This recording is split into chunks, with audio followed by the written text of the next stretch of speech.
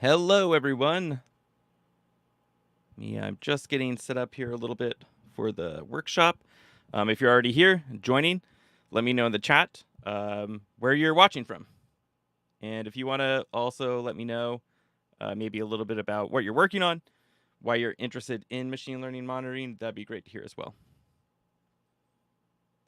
One good question actually is, have you ever put a machine learning model in production? And have you seen any issues when you've done that in the past? And maybe how you corrected for those issues.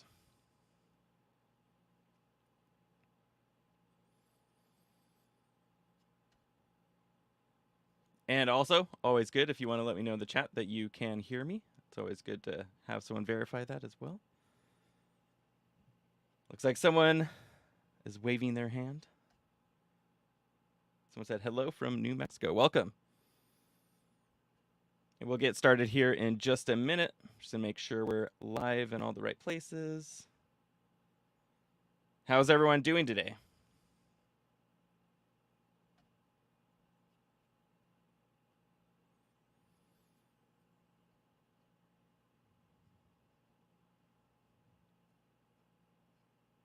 All right. And again, it's more fun if you interact in the chat as we go as well. So I'll be looking at the chat on and off as we go through the workshop. So feel free to ask questions anytime. If I don't get to them, we can get to them at the end as well. Someone said hello from New Jersey. Very warm at 64. That sounds nice. I like that type of weather, like 65 to 70 and sunny is like my favorite. Someone on LinkedIn said, yes, they can hear me. Awesome. Thank you. I always appreciate the double check.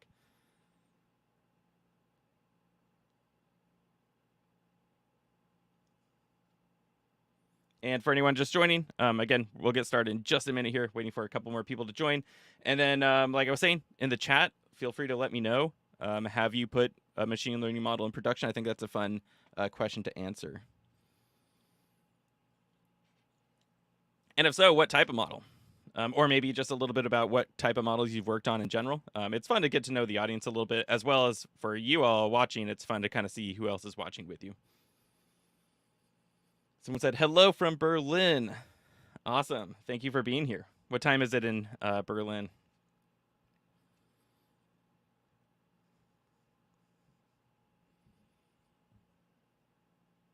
All right, we'll go ahead and get going. And I have another slide where you'll have an option or the opportunity to talk a little bit about yourself again. But let's go ahead and get this started.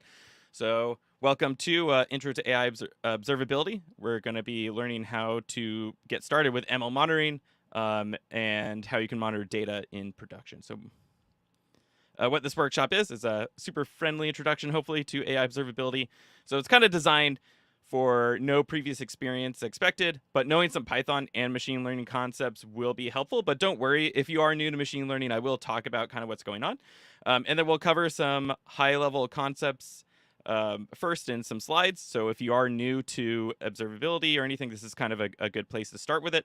And then we'll actually go and implement them hands-on. So there's going to be some slides, and then we'll get into some code. And just keep in mind, you can't learn everything in an hour. So parts of this might feel fast-paced or challenging depending on your experience, and that's totally okay. Just keep learning after this workshop. Feel free to ask me any questions later as well. Oh, and well, I'll get to some links in a second. Actually, let me go back while people are still joining in. I'll share some of the relevant links in the chat. Everything should be in the description as well if you're watching on YouTube, but I'm going to share these links in the chat real quick before we get too deep.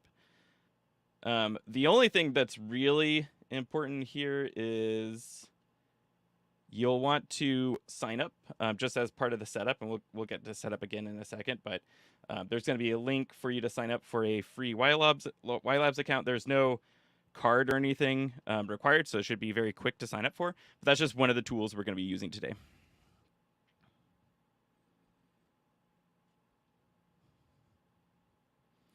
All right, so, and my name is Sage Elliott. I'm a machine learning and MLOps evangelist at YLabs. At YLabs, we build really cool tools around ML observability, AI observability, and we're going to be talking about some of those concepts today. And for about the last decade, I've worked as a software engineer and hardware engineer and machine learning engineer, mostly with startups, and occasionally an agency around Seattle and Central Florida. So it's funny how often someone will actually be from like Melbourne, Florida or something in one of the live streams. It's kind of fun because it's like this little city that most people don't know about. And then I love making things with technology, so I do a lot of fun side projects and stuff with like robotics, and I've used robotics in some of my hardware career as well in the past. And sometimes when I present, I'll get really excited and I talk fast, so I'm going to apologize for that up front. Again, a little bit about you. Where are you watching from? Why are you interested in machine learning monitoring or just machine learning in general? If you want to share some sort of project you're working on, it's always really fun to hear about. And then if you want to stay connected with people, including myself, or others watching the stream, I always encourage people to join the Robust and Responsible AI Slack. Again, the link is in the description on YouTube. And then introduce yourself there in the introduction channel. So, it's fun to see stuff going on here. Maybe you want to implement this in your own project, or you want to stay connected with, other people that are interested in learning the same things as you. That's a good place to stay connected. So setup, I mentioned this briefly before, I think at the beginning, but all you need for today is a Google account because we're going to be using Google Colab, which is a programming environment. I'll introduce you to it in a little bit when we get to it. And then again, you'll just want to create the free YLabs account that should just take a minute to sign up for. Again, I'll post it in the chat. I'm going to post it over in the LinkedIn chat real quick too.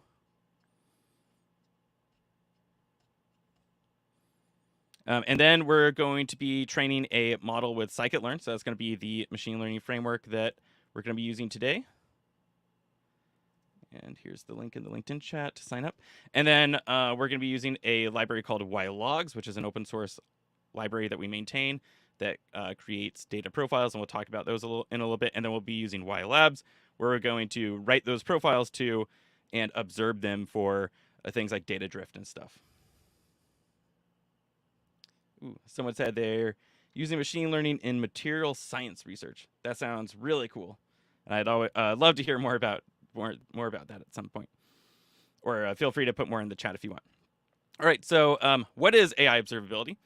So in a short, it's kind of the collection of all these kind of statistics and performance metrics about your machine learning models and data. Often kind of in production, you can start doing monitoring and stuff kind of before, and there's a lot of stuff you can do on the evaluation phase. But for me, I think of a lot of it is once the model's in production, how do you kind of debug your machine learning models, understand how it's behaving, catch things when things go wrong. So we'll go through some of these in a little bit more detail, but there's a lot of things that can go wrong once you put a model in production. Again, let me know in the chat if you've ever done this before and if you've ever experienced any of these things. So, your model inputs can change. There can be data quality issues. Schemas can change. Data drift can happen. We'll talk more about what that is in a second if you don't know. Model outputs as well. So your model might not be behaving making the correct predictions anymore for your outcome. You have your model performance, things like accuracy, precision, recall. And there's a lot more that you can kind of dive into that we'll touch on, such as like, are your models biased? How are they working correctly on this new batch of data? So we have a saying, we have it on a shirt somewhere that is bad data happens to good models. So you can do great work training your model and evaluating it. Once you put it in production, chances are your data is going to change at some point. Your distribution is going to look a little bit different than what your model is trained on. So some data quality examples, external changes. So if you're capturing data from an input sensor, this it could be damaged, causing bad data. Data was manually entered incorrectly. If you have a human putting it in, right, it's easy to make errors. If you're doing something with computer vision, the camera might have just switched directions and may no longer be pointing at the area that it's supposed to be. Schema changes. So a library might get updated at some point and someone updates in your pipeline, but they don't let you know. And now there's some sort of different format that gets introduced somewhere. Basically, that can happen anywhere in your pipeline. So you want to kind of measure or set up things to validate the data quality in your pipelines. Has anyone experienced data quality issues before? I know I have. And I've done a lot of computer vision work, and it's very easy to, have a light change even in a controlled environment. So in a manufacturing setting or something, you might think, it's not outside, not that much can happen, but a light will always go out somewhere, and then you have really dark images, and that could be, an example of a data quality problem. Data drift. The input data for your predictions or for your models are no longer as close to the original training data set. So this is kind of like you've trained a model on, some distribution of data, and now you have new data coming in production, and there's some big differences in it. So some common things for this could be seasonality changes. You might have a new group of users. Consumer preferences have changed. So basically just the data coming in has changed in some way, and your model may not be performing as well on this change of data. So again, I'll ask in the chat, have you seen examples of this? And again, to bring a computer vision use case, just because, again, that's been a lot of my background, seasonality changes, that's actually something that happens visually, right? If you're outside, you might have an animal or something that is on green grass, and then in the winter, that if you're detecting the animal, it might be on snow, so it went from a green background to a white background. And if your model was only trained on the summer images with a green background, it's going to probably be less performant on that new pixel changes. An example of concept drift, where the incoming data didn't really change much, but the output no longer really matches the performance that you want. And this could be, or a good example of this is like the housing market. If you trained a model 10 years ago on the housing data, let's say the data didn't change besides the prediction target value, the value of the houses might have changed, but the input data wouldn't have changed. So if you trained it on a really simple model that's just like number of bedrooms and square footage, that's still the same data. But if you didn't retrain your model and you're trying to predict the correct prices 10 years later, it's not going to be correct. So in this case, you want to be monitoring your performance of your model and making sure that it stays accurate. And in this case, you would want to retrain it with those new predicted targets. Again, if you have examples, put them in the chat. It makes it really fun to kind of hear about the things people have seen in the field. So other areas of data and ML monitoring, I mentioned before about bias, so detecting like bias in your model, how it's performing on certain maybe subsets of your data. And we can actually talk a little bit about this later, but I'm actually going to be doing a more full workshop on it, I think sometime in March. So subscribe or follow wherever you found this workshop, and we'll be talking about that more in depth, and again, do kind of a hands-on workshop to get you ready to do that with your own data set. Model explainability. So here's a little image of SHAP, which is a algorithm basically to kind of help you understand how your model's behaving and like what features are the most important. We'll be doing a workshop on that as well. All right, and right before we get to the code, we're going to talk just a little bit more. So we've seen some of these things that can go wrong in the field, but how do we set up, monitoring for these? So, what we want to do is analyze a change in a machine learning application. We know it's a machine learning application, so we kind of, at this point, hopefully, at least we know what our pipeline looks like a little bit and the predictions that we're trying to do. So you want to understand, where those changes could occur.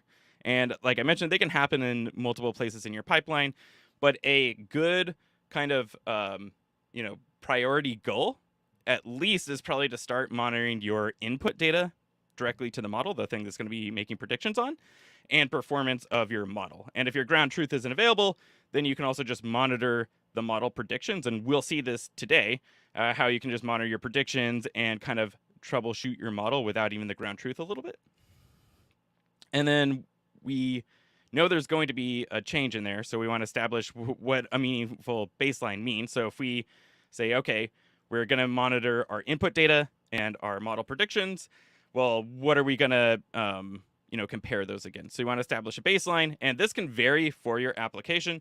But when you're first getting started, and maybe it's your first time putting the model in production, you don't have a lot of data, production data, what you can do is you can actually log the training data set. We'll see a little bit of this today, where you could log a training data set, and then you could actually just compare the new data, what the distribution of the new data looks like compared to the training data set, and see, how similar it is. And this can help you catch things like data quality and data drift. So priority there would be, monitor that training data for some sort of drift, whether that's comparing, the new data, whether that's comparing to the training data or a moving window, so you can kind of analyze what the data looks like in the past 7 days and see when some sort of anomaly happens. And then finally, now that we have these thresholds kind of in mind, we want to pick what we're going to monitor for. So is that the distribution distance, like I was saying for data drift? Is it missing values? Data cardinality for data quality type issues, or overall performance degradation. So again, it'll kind of vary on your application, but I think that it's always generally pretty good to be logging the input data. That's where a lot of the stuff is probably going to change in production. And then you obviously want to monitor the output data or performance overall in some way. So just at a high level, this is what this can look like.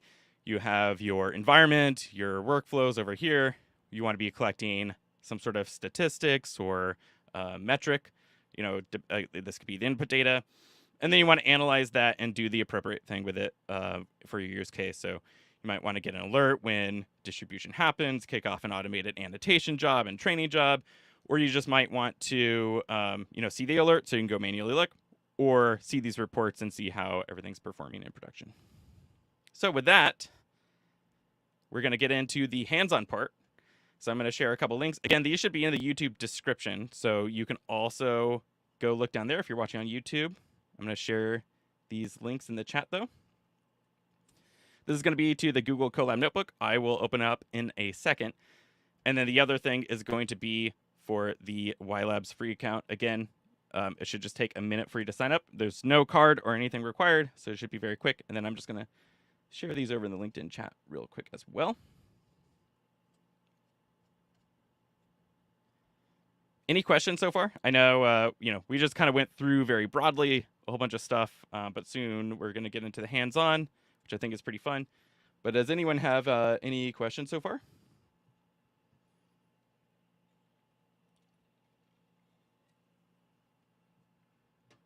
Any comments? Are you excited? Does it sound fun? All right, so you should, if you open up that Google Colab link, again, link is in the description or the one I shared in the chat, you'll come to a page like this. It might not be dark for you. I think that's a setting I have. And let me zoom in a little bit. Well, first, I'm going to make a copy. So you should do this as well. Go to File, go to Save a Copy and Drive. This is going to allow you to create your own copy of this file, and you can do whatever you want with it now in your own copy. And then you can always come back to this original one if you break it or change something you didn't mean to change. So I'll zoom in just so you can see this a little bit better. This is Google Colab. So it's essentially Google's way of hosting a Jupyter notebook. If you've never used a Jupyter notebook before, it's a very popular tool to use as a data scientist or a machine learning engineer. It allows you to write code, documentation, and output visuals all in one place. So it's really cool for kind of building prototypes and proof of concepts and training your model and just visually seeing everything. Often you don't really put them in production. All right, so did everyone save a copy in their drive if you want to follow along? I'll give everyone just a minute to do so, and then we'll keep going. So again, just go to File and save a copy in Drive.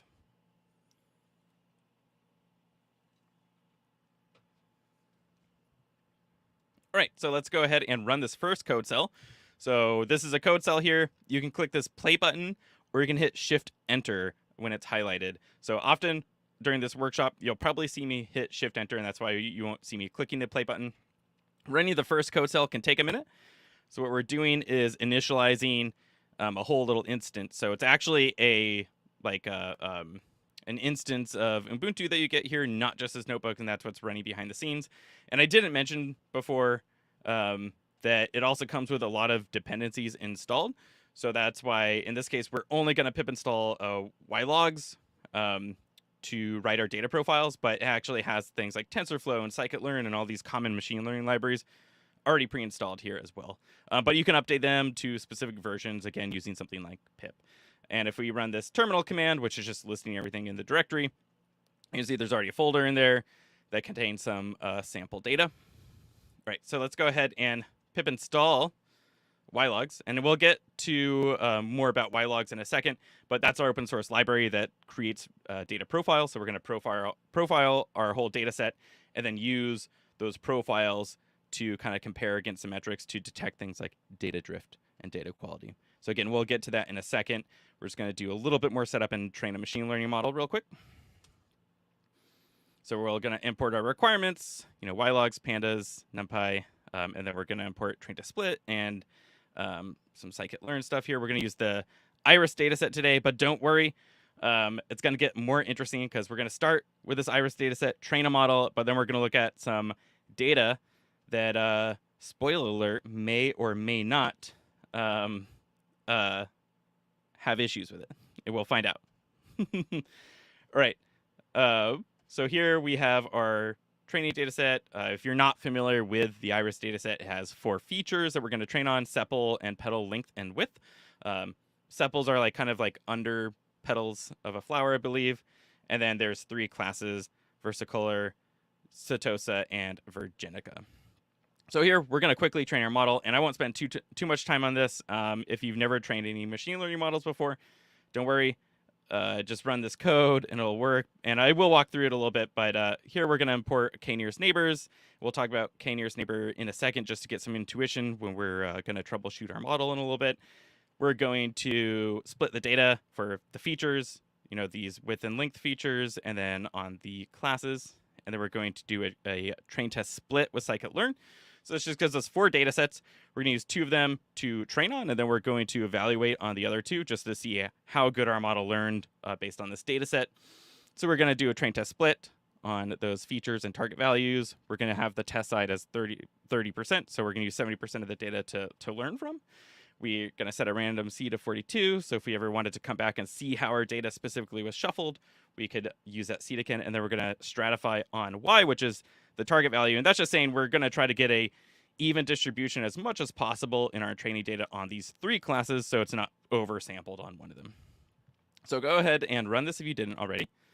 And we're going to print out this score that, our model is 97% accurate on the data set that we've looked at there. And just a little bit of tuition how KNN works is you get a new piece of data, and then it's going to be looking at the k-nearest neighbors next to it and determine what class that new piece of data belongs to. So in this case, we're just looking at this 2-dimensional view here of the petal width and sepal width. And if we had this new piece of data come in here, and let's say k was set to 4, so it sees 1 virginica is closest to it, and then 3 versicolor is close to it. What do you think it would make the prediction on? What class do you think would predict here?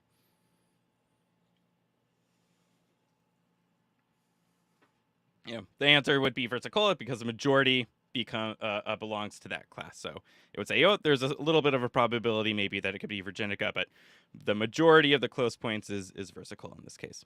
And this is just important because when we see, again, spoiler alert, our model might not be performing so well. It's important to understand how your model works and kind of maybe understand why it's making the predictions that it is.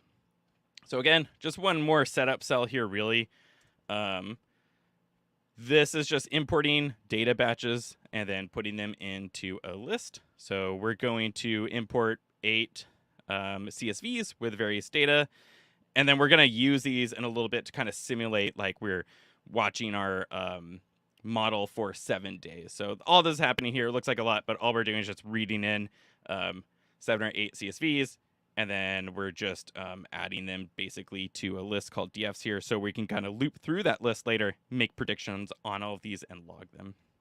If you were to look at one of these data frames, you can see that it just has those 4 features with a whole bunch of numbers in it. So let's move on to creating log with YLogs. So YLogs, like I mentioned, is our open source library for logging data basically of any kind. It's really customizable. You can do cool stuff with different metrics and features. So you can actually use this for image data as well and NLP use cases. And I'm doing a workshop in a couple weeks on computer vision. So if you want to RCP for that, I'll go get the link later and share it, or I'll share it out in an email. But what YLogs does is it creates a profile of your data.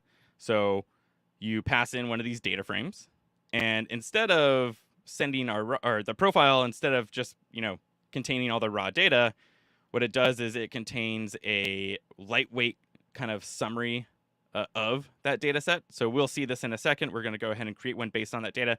But it actually, I kind of like to say it's like a fancy aggregate of what's going on in the data. So there's going to be like min max, mean, these types of things. And because they're just these summary statistics, they're incredibly lightweight, super efficient to send around. And you can also merge them together. So you can actually be logging your data over time, merge them into different days, and then send them out somewhere. So to create it, it's super easy. All we do is import YLogs as Y, and then we just call y.log on the data set. In this case, we're using a data frame, but you can really log any data frame or Python object here.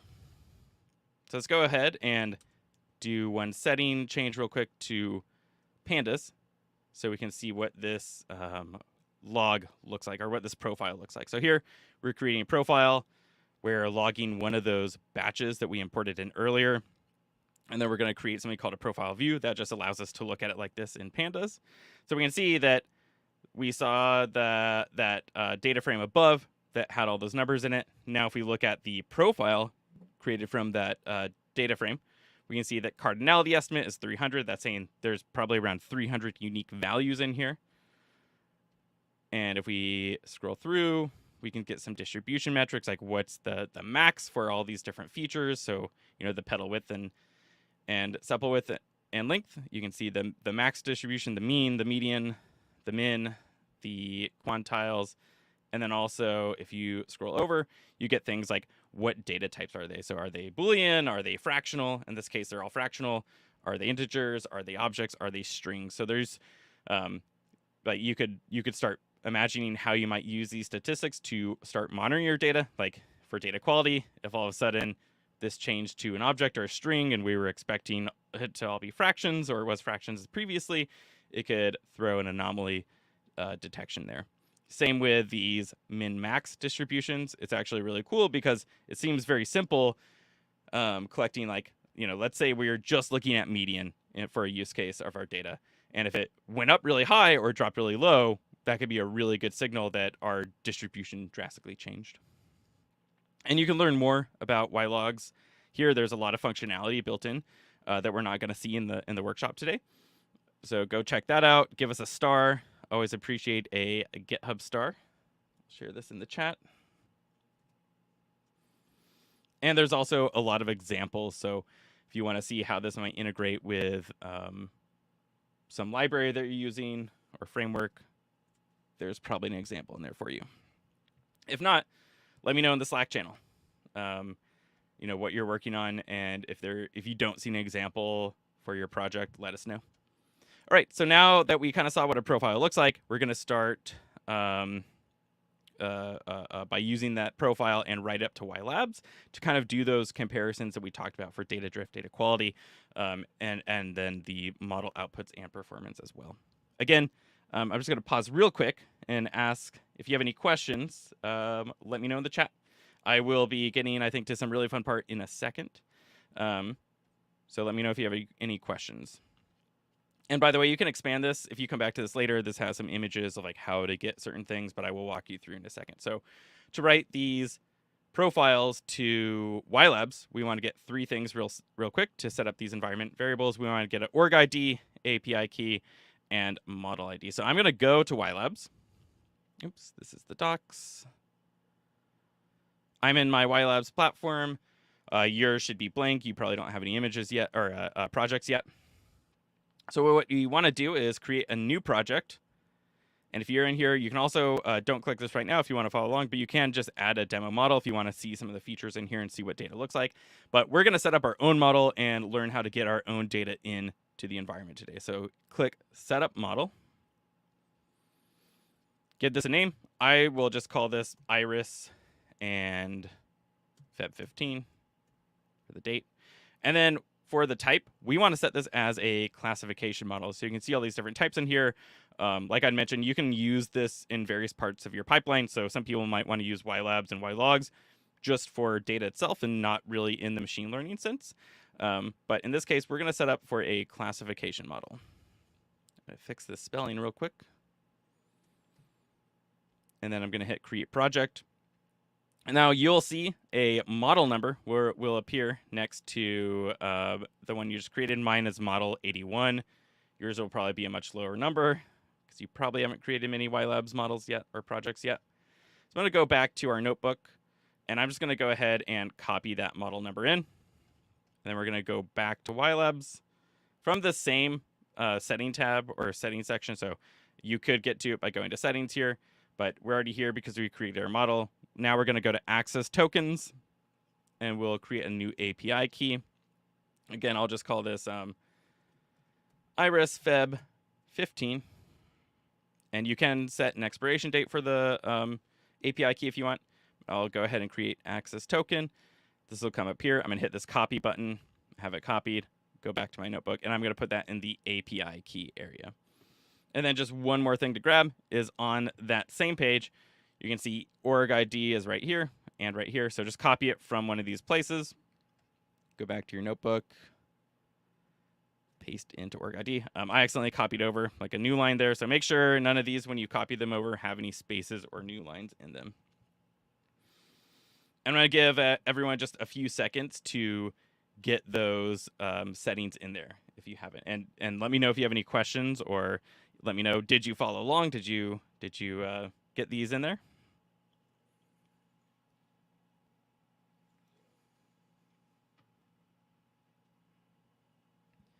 Oh yeah, and I set this break if you're wondering. There's a break here that will stop the notebook running if you just made a copy and you hit run all.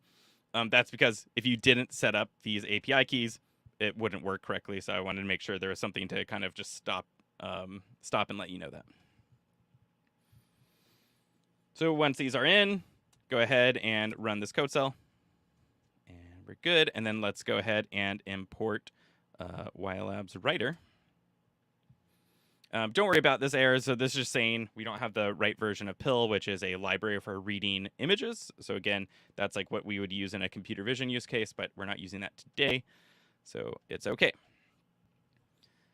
And then we're going to go ahead and write a single profile now to YLabs. So we're going to initialize the writer. We're going to profile that same batch of data that we did above when we saw that YLogs profile.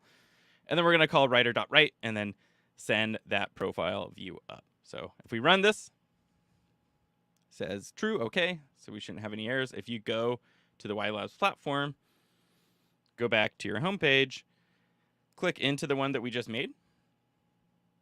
And then we want to go look at inputs. Well, we can see that it already worked here. We see that, for features were uploaded. But let's go look at our inputs real quick. Click on any of these. I'll click on the top one. And now we can see that we had a profile uploaded here on 215. And if we hover over it, we get those distribution metrics that we kind of saw in the profile. So we see the quantiles, we see the median, the max, the min. And this is just for one day. So this is awesome. We're already logging. It only took a few lines of code. What you'd want to do, right, is if you have a model in production, you can keep logging these profiles over and over, and then you kind of are going to build out, a whole log for each of those days that you're running predictions. And we're going to simulate that back in our notebook. So let's go back here. And what we're going to do in this next code cell is kind of backfill our data. So here we're doing the same thing we did above, except for we're just enumerating through those data frames that were in that list that we made. And then instead of just uploading them without a date time attached, we're actually going to initialize a date time and pass it in here. By default, the profiles, when you upload them, they'll just be the date and time that you uploaded them. But you can pass in the date. So if you want to overwrite that date, or if you're saving locally, and then you want to upload the profiles later when you have internet connection, then you can pass in the data there. Someone had a question. They said, is internet connection mandatory for using the library? You can get all stats offline. So you'll want an internet connection to send these profiles to YLabs, and we'll see some of the capabilities of why you'll want to do that, because it makes it really easy to set up monitors and stuff and visualizations for things like data drift and data quality. But you can run the YLogs open source library just in your environment without the internet. And one cool thing about this is like you can kind of decouple live logging and monitoring from your predictions. So for example, if you're running this on a robot, and by the way, you can install YLogs on a Raspberry Pi. So, or basically any Python environment. If you're logging it locally like that and you don't always have internet connection, you can save these profiles locally. So in the docs, there's just like a write to disk function. And then if you wanted to, when you have internet connection available, you could upload these to YLabs and then trigger some sort of monitor there. But you can do comparisons locally as well, just with the YLogs library. So the answer is kind of yes and no. Depends on what you're trying to do. You want internet to send to YLabs, but you can use YLogs without it. And we'll see a little bit of YLogs capabilities further down in this notebook as well. But now that we ran this kind of loop through and backfilled our data, let's go ahead and you can just click this profile lineage button, and this should bring us to all the dates that we wrote to. Oh, maybe I need to refresh.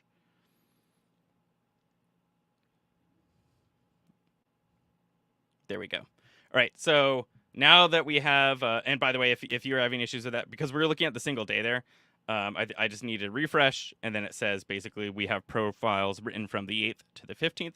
But if you ever need to get back here because you went to a different area, this is the project we just made. And a quick, easy way to get to all the date times that you've written profiles to is just click this little area down here as well.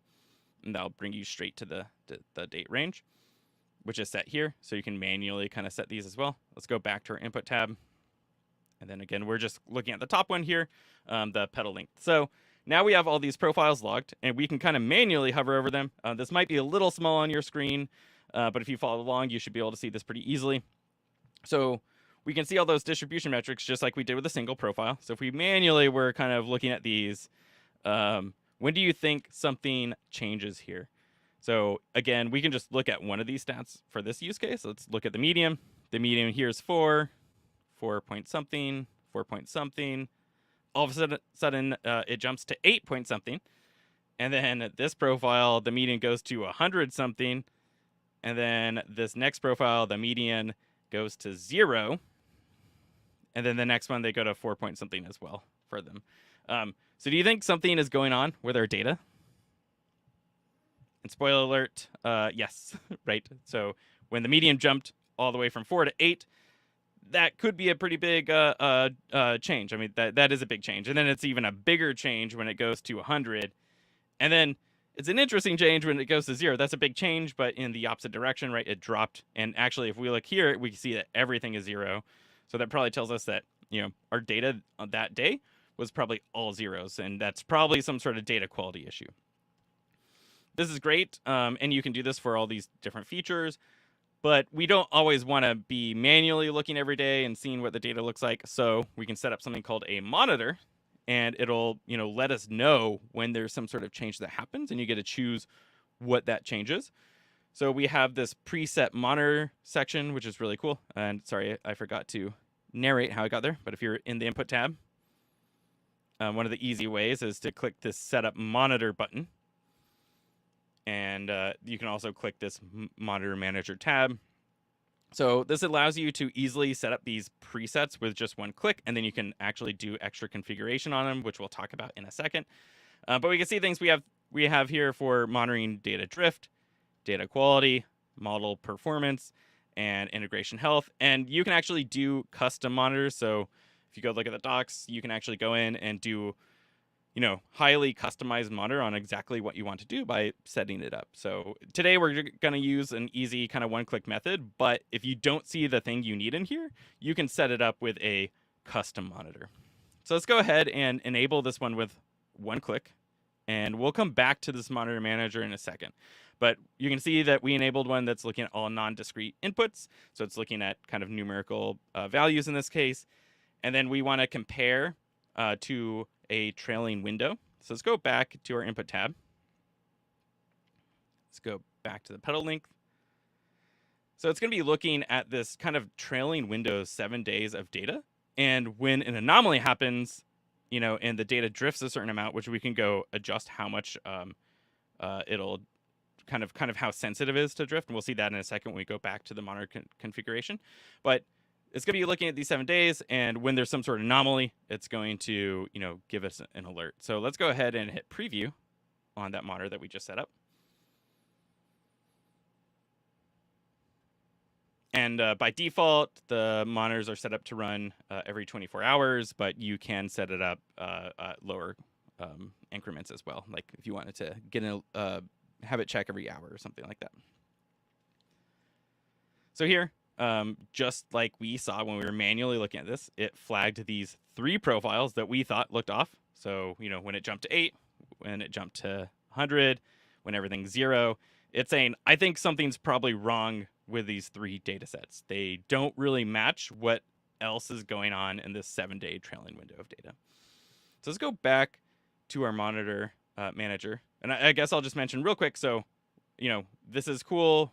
We get these automated alerts here, not just in this dashboard, but you can configure them so they can email you, they can integrate with your Slack. You can do integrations with other tools like PagerDuty. So if you actually want to kick off some sort of automation job or some sort of tasks for someone when data drift happens, you can do that as well. I did a cool talk on using this where we detect data drift in a computer vision system, and then when drift happens, we actually kick off a automated annotation job. So people go annotate the data, and then we'll get the raw performance values. And then if the performance dropped a lot, then we can actually use that new annotated data to retrain our model. So you can build these really cool pipelines that are like, once you have a model in production, see how it's doing, do all these little other comparisons, and even do something like retraining. And if you wanted to, you could retrain the model and then deploy it out, monitor it again, and compare the performance of both of these. So you could actually deploy another model and then do shadow deployment where it's deployed and you're comparing both of the results with this platform, which is pretty cool. So let's go back real quick, though, to the monitor manager. And if we go edit this one that we have set up, we can see a little bit more about what's going on and some of the other options that we have in the UI. Like I mentioned, though, you can go do a whole bunch of custom configurations in the custom monitor section. So here we're monitoring for drift, which is what we selected before. We're analyzing features on the entire data set. We have features in the platform called segmentation, so you can segment your data in different classes or in different features and then monitor just those specific features. And that's a really good one for looking for bias on specific classes or features as well. And then here, we use something called the Hellinger distance to kind of get that drift value. So you can increase this or lower it and adjust the sensitivity of, like, you know, how much does the data need to drift before it's going to send you an alert. And then we're looking at those 7 days, like I said, of data, but you can change that up to 90. And then what's really cool, I think I mentioned this if you were here at the slides part, about you can take the training data and log that up here as a reference profile. So if you wanted to go from day 1, you know, not kind of wait for it to compare days over each other, you could actually upload something called a reference profile. That could be the training data. It could be a gold standard data set. And then you can compare all the new data coming in to that reference profile and get an alert when the distribution changes. And then you can set up, you know, is this going to notify me on email, Slack, PagerDuty, and you have some alert severity. So just so you know, it's like, hey, this is a low, medium, or high for this monitor. So a lot of cool stuff you can configure directly in here.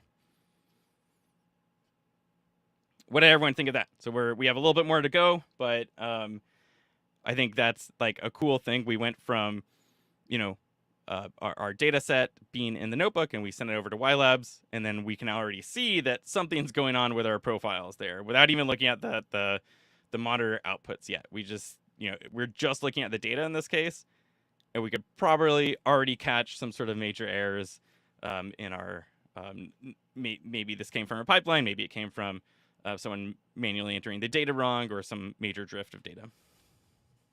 But what did everyone think so far? Have you ever done something like this? Does this seem useful? Could this have saved you some pain in the past with a model in production that had some sort of issues like this?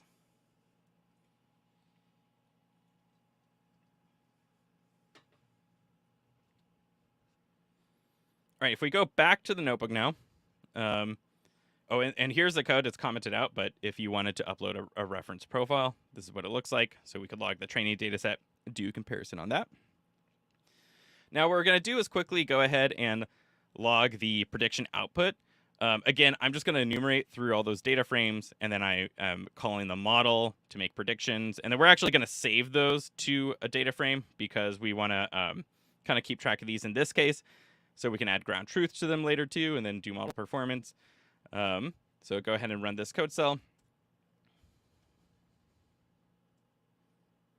And you'll see that now our data frame has the predicted output as well as the predicted probability from the model. And if we scroll down, this is actually doing the logging. So before we just looped through, did all the predictions, we added them to our data frame here so we can just have them all in one place. It makes it a little bit easier later for some of the stuff we're going to do. Now we're going to loop through, and all we're doing is logging the class output and probability output now. So we had the inputs.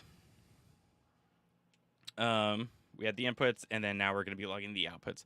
And I just want to note too that you can do the logging of input and output in the same loop or in your prediction API. So if you're running this in Fast API or something like that, you might be getting your data and doing the predictions at the same time. You can log those in the same log. You could have one Python object or something like that with the features and then the prediction output, and then just log them up in one simple call. And that's how I would do it if I was building something like a probably Fast API. But in this case, I feel like it was easier in the workshop to kind of break them apart a little bit. So if we go back to the platform, now we have this outputs tab we didn't click on yet. It's very similar to the input tab. The only difference is that if your feature name has the word output in it, it's going to get logged here. So the main reason is because in this case, we only have 4 features. So if we did log them here, it'd be kind of manageable. But sometimes you might have hundreds or thousands of features, and it would be hard to find your prediction outputs here. So it makes it a little bit easier to have this output tab that allows us to just more easily see our model outputs. So if we go to class outputs, we can see these frequent items are pretty interesting. These first 3 days had a pretty even distribution between all the different classes. So remember, we had those 3 classes. That's the 0, 1, and 2 in this case. And then on here, all of our predictions were class 2, which is interesting. So, this is all pretty even distribution. And then this other one was all class 0 predicted, which is kind of interesting too. So we could see that something could be up with our data. And this comes back to kind of the tuition of k-nearest neighbors, right? So if we went back in, we looked at that image, what do you think could be happening? So we kind of saw in our distribution metrics that the values went really, really high or really low, like all the way to 0. So we don't really have any validation built into our pipeline right now, and the model's just going to make a prediction no matter what. So even if the value is way off the chart over here in the hundreds, it's still going to be looking at the closest 4, in this case, the closest 4 targets. So, it would be way out here. And clearly, it probably shouldn't be making a prediction. It's not even close to our distributions of our training data, but it's still going to be doing that. So looking at our model output here is kind of interesting. On those really high values, it was always making a prediction on those certain classes. And then same with our really low value, it was always making a prediction on another class there. So that's where it kind of comes in, like helpful to know, how your machine learning models work and how you can debug them. So let's go look at our probability output. This is just the probability score of the model. So it might say, hey, I'm 100% confident based on what I know that this belongs to this flower class, and then, or 60% or so. And we see something interesting here as well. These, first 3 days have a pretty big distribution here. They go from, the minimum is 60 all the way up to 1. I think a lot of them are 1. However, you can see that there's some distribution because, at some point it probably does see another target close to it, and it's a little less confident if it belongs to that one. But again, on those days where the data is way off the charts, it is very confident all the time in those predictions because it's not even close to any other flower class. So again, this is like a useful metric as well. Without even the performance here, we can see something's probably up with our model. It's changed drastically on these 3 days, both for the class output and the probability score. So it's a good indication of, something's probably going on there. And we already knew from our input that something was changing there. But if you're looking at your output only, you could probably make that guess too. And you could set up an alert for something like that too, right? Like if there's a big distribution change on your class predictions or the confidence score. So let's go back to this real quick. One last thing we're going to do in YLabs, and then we'll talk a little bit more about YLogs. Let's go ahead and log performance. So again, this is what our data frame looks like right now. We're going to go ahead and add ground truth to, I think it's just 3 of the data frames right now. I should go back and at least make some sort of ground truth for some of the other ones. And then, yeah, so there's our data frame now. For some of them, we have the predicted class output, the probability output, the ground truth score, so what actual class that belongs to. And then we're just going to loop through, similar to like we did before, but we're going to call this log classification metrics. We're going to pass in the data frame. We're going to say, look at the ground truth, the class output, and the probability score.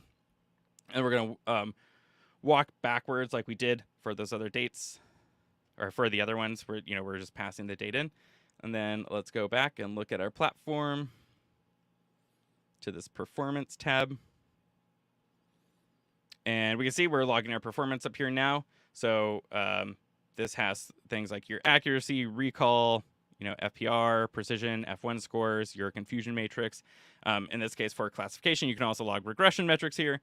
And again, you could go to monitor and set up, a preset or make a custom one that you can start logging on these model scores. So if you're logging ground truth like this, and when the F1 score drops drastically, have some sort of alert go out, kick off an automated training job or to potentially fix it, and hopefully then your score would go back up once your model's retrained. All right, so I know we covered a lot very fast. I'm going to pause for questions and make sure I didn't miss any other questions in the chat.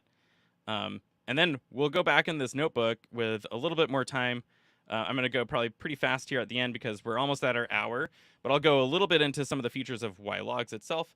But also in the chat, let me know, because we went through a lot of stuff with YLabs. You've learned now how to detect data drift, monitor your model output and performance, and set up monitors on those so you could actually get some sort of alert triggered and perform some sort of task when that happens. Was that interesting? And again, let me know in the chat if it sounds useful. Someone said, awesome, thanks. Someone said, what is considered a project? How many models can I include in a project? Great question. So in the area here, you can create a project, and whatever you're logging with YLogs, you can log to this project. And we have some neat features coming out soon that, or they forget if they're out, about kind of tying projects together or profiles together. So you could set up a project or a profile for various states in your pipeline, and then saying like, this is the input state, this is the prediction state, this is the output state, and kind of seeing a full profile lineage, then, which would be cool.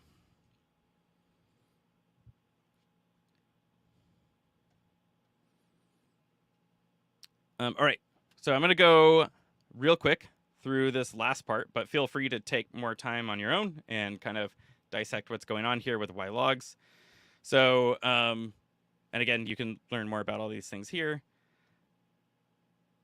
We're going to look real quick at doing some data validation with YLogs in your environment. So this is, someone had asked a question earlier about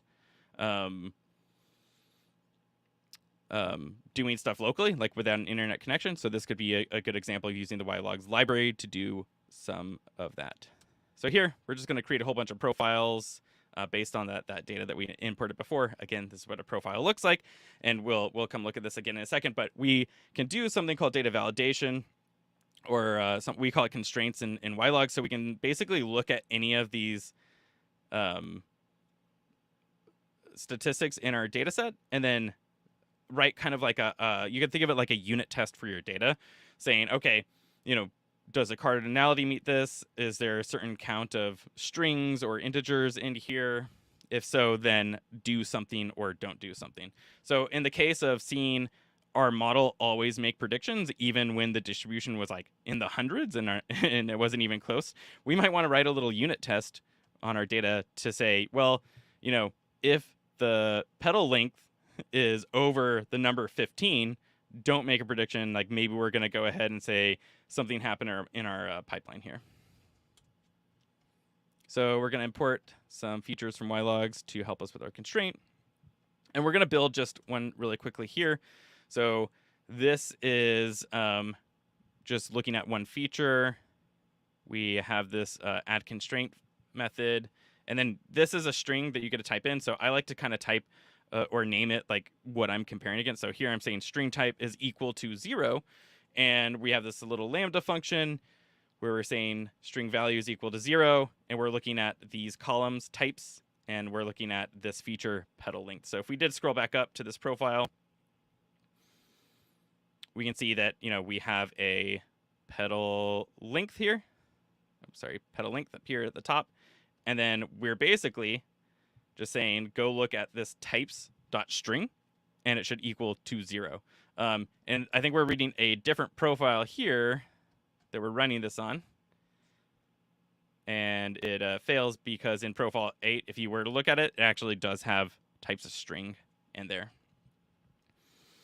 And so this is the name of your constraint, and then this would mean it passes, or this would mean it fails. So let's look at an example of doing one of the multiple constraints, and this would be, right, like we're saying that we expect our petal and sepal lengths to be greater than 0, because we're measuring something, it shouldn't be 0 in this case. And then we're saying, well, it should always be under 15. Like if it's over 15, then that just isn't a real measurement, and there's some sort of data quality problem here. So we have this on all 4 of those features now. And if we run this, it's built. Let's run it on profile 1. Now we get this little report. It's a little hard to read. It says the name for each of those constraints. And then in this case, it's saying, cool, it passes. Like none of them were above 15 for that profile. None of them were less than 0. But we have a neat little way of visualizing this as well. So if you actually have a whole bunch of these especially, it can be really neat to kind of write all these unit tests and then have this visual way to see like which ones passed, which ones failed. You can even do little filters and search in here. And then, of course, it's very useful to be able to kind of quickly say, well, do all of these pass, or does any of them fail? Because if they all pass, great, let's go ahead and make the model prediction in this use case.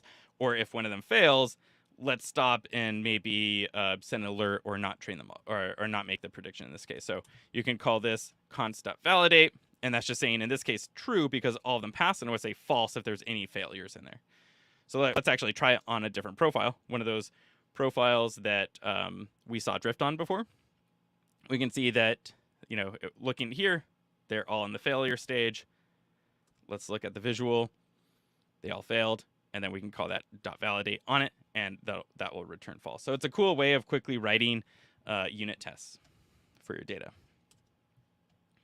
And we can see that this is the one that was all zeros. So all those constraints failed in this case. And again, you can learn way more about constraints. I'll share the link in the chat. But if you're following along in the notebook, you should have these links as well.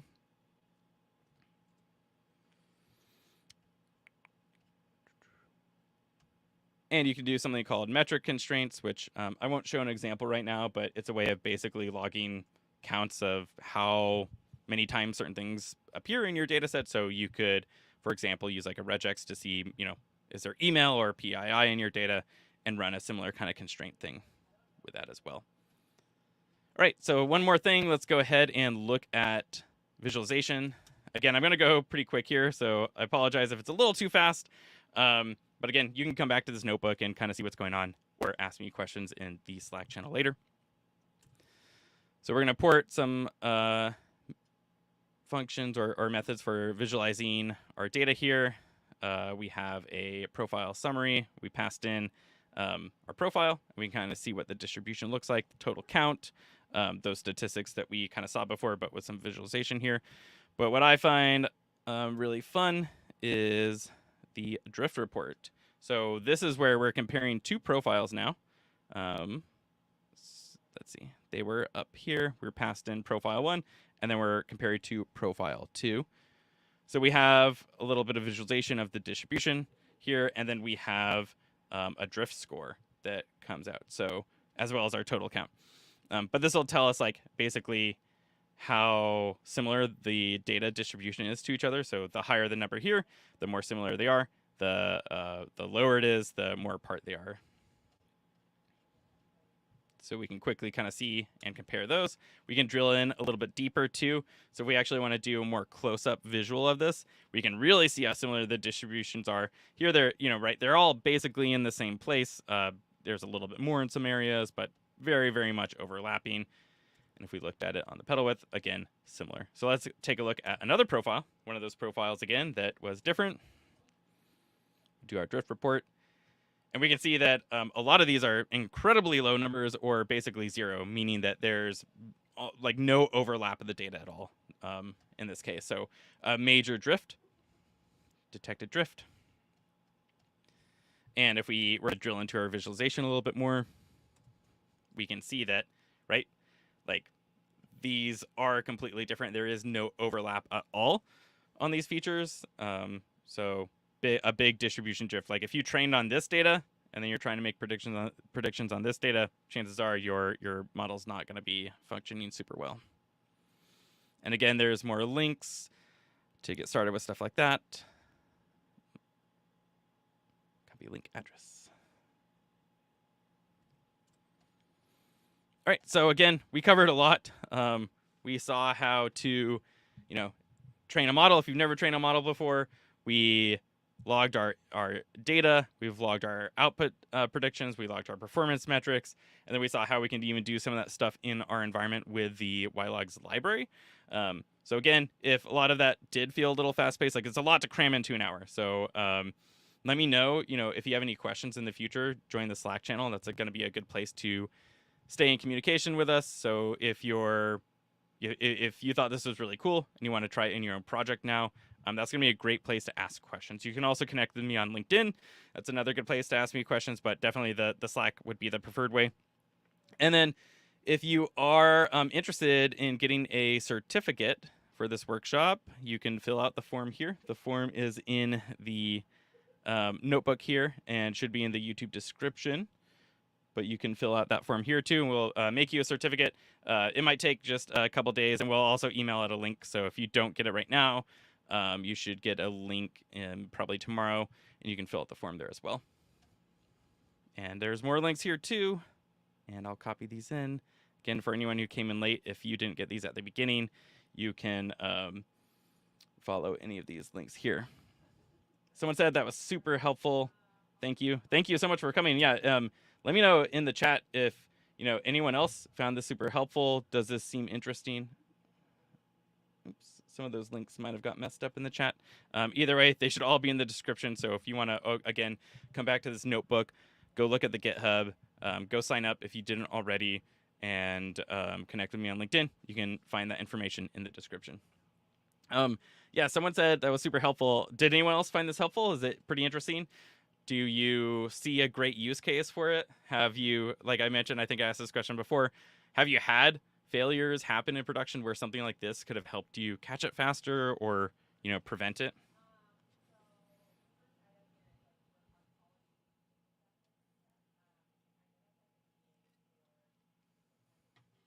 Is anyone going to try to use this in their own project now?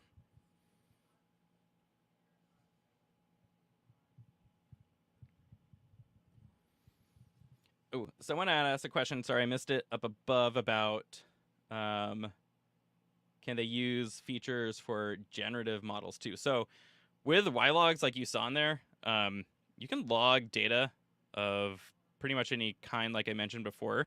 So as long as you're getting those features out, you should be able to log them and measure them in similar ways to our project here. So I think for a lot of the generative models, at least for LLMs, you get things like hallucination scores. You could potentially log those similar to this and see, does that score go way up? Does it go down? That would be something probably interesting to look at over time. But again, if you can put it into a Python dictionary or a pandas data frame, you can essentially log it here. And there's customizable metrics that you can do in YLogs as well. So I'm going to go ahead and say probably yes. I'm not sure specifically what you're trying to measure in this case. And you can measure image data as well. Like I mentioned, in a couple weeks, we'll be doing a workshop Let me actually get that link.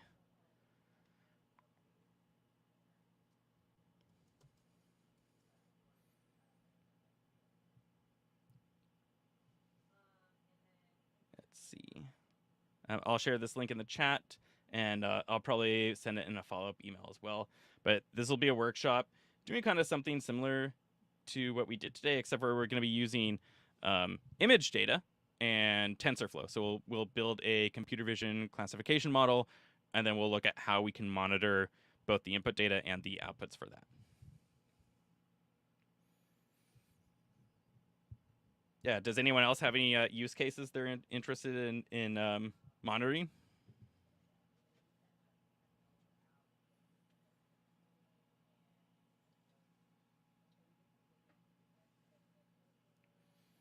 If there's no other questions, I'll probably wrap up the stream. But again, don't be a stranger. Feel free to stay connected in the Slack channel or in any of the other places I had mentioned. And hopefully you found this useful, and I'm excited to see what you'll implement this in. So definitely stay in touch. And yeah, if you do use this in any project, let me know. I always love hearing about it as well. Just seeing what people are using YLogs and YLabs for is really cool.